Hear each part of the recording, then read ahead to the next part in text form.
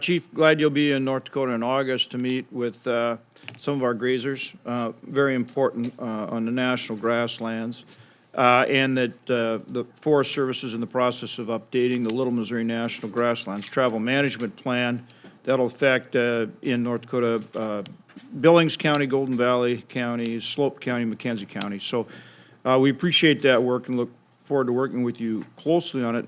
Will you commit to not only consult with the state of North Dakota, but specifically our Ag Commissioner, Doug Goring, who's very knowledgeable, is a farmer himself, works and rancher, and works very closely with the grazers. Would you be sure to include him in your consultation? Senator, yes, we will. You bet. Thank you, Chief.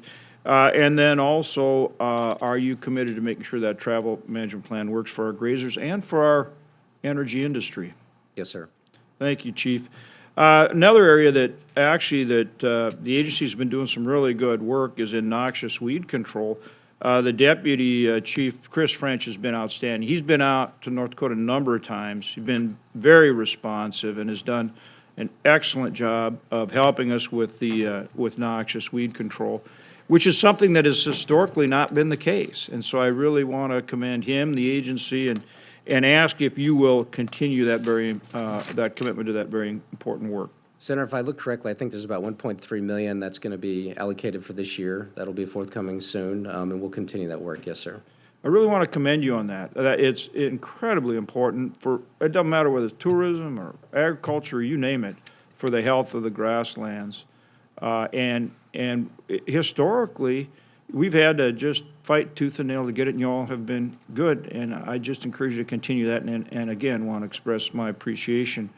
Another issue is the prairie dogs, we understand in the park, they want prairie dogs, and folks like to have them around, all that kind of thing, but they still got to be managed so that they don't, completely encroach on the grazers' allotments. And I've been out to some of those, I guess you could call them pastures, but it looks like the moon. I mean, they dug, it's nothing but, there's not a blade of grass left. It's just a bunch of holes. It's dangerous to, if livestock it goes over it. It's terrible. And the idea that we can allow these prairie dog towns to go and create that kind of situation, that actually is detrimental to the environment. And so are you committed to helping us control or manage, I should say, the prairie dog population in a common sense way?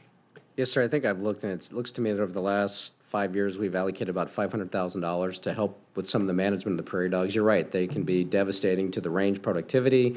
It's a threat for livestock. Like you said, stepping in a hole or something. So it's something we definitely need to work with. Yeah, and just reasonable buffers. I mean, just reasonable buffers between what's ranched and all that kind of thing, and then where you want the prairie dogs for tourism or whatever, right? Yes, sir. Common sense.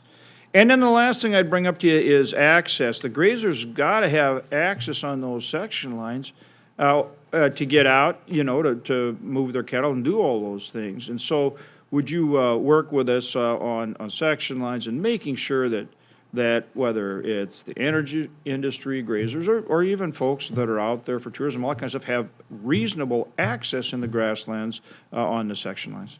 Yes, sir. All right. Again, thank you. Look forward to working with you and appreciate it very much. You bet. Okay. Thank you. Take care.